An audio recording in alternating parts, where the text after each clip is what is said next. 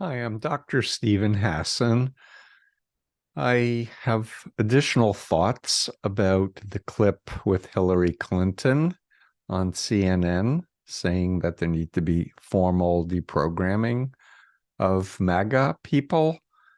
And what I want to say first is that in the world of effective communications, one always needs to consider who is the communicator, who is your target audience, and how to frame the messaging to have the greatest impact. And looking at the clip from that point of view, Hillary Clinton was speaking to her followers, and but not giving specifics about what she means by formal deprogramming. I don't think she understands what formal deprogramming is, or the fact that the term deprogramming was coined by Ted Patrick in the 70s and involved coercion, which of course one naturally now thinks about Chinese Communist thought reform or re-education programs. I've resisted the use of the term deprogramming for decades, and I kind of gave up maybe 20 years ago because the media loves deprogramming. So I started trying to reframe deprogramming to what I see as strategic interactive communications, where it's based on respect, curiosity, openness to really active listening and asking questions in an effective strategic manner with the goal of empowering people to understand the differences between due influence, which includes informed consent and conscience and critical thinking and reading what you want to read and talking to who you want to talk to, with undue influence, which is what I criticize in all of my life work: destructive authoritarian cults of all types,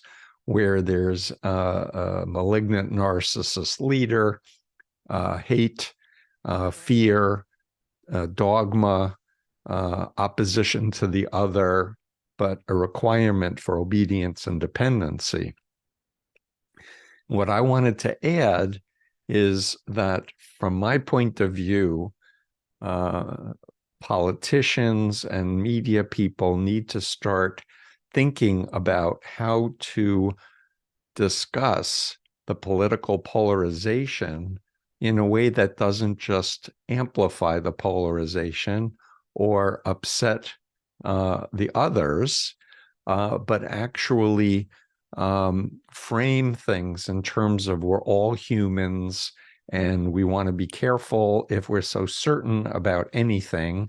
We want to think about things from other points of view and consider the chance that we may need to reevaluate our commitments, our priorities, and our involvements based on our conscience, based on our gut, based on love and facts and truth and science, and the fact that we live on one globe together, and we need to think about cooperation instead of polarization.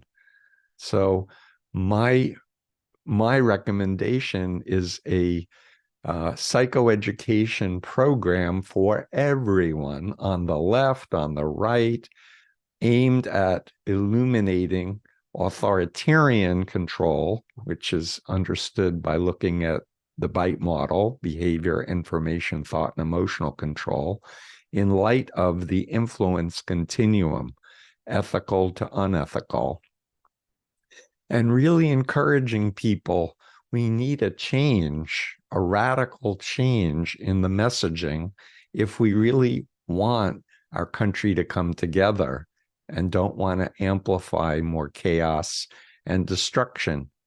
Understanding that enemies of America want chaos and destruction, polarization, dysfunctional government, because they don't want regulation. They don't want funds to go to support Ukraine. They don't want social media platforms to be regulated. in a real way, despite what the leader said at Chuck Schumer's meeting in Washington. So let's think forward, let's think positively and constructively. Thanks.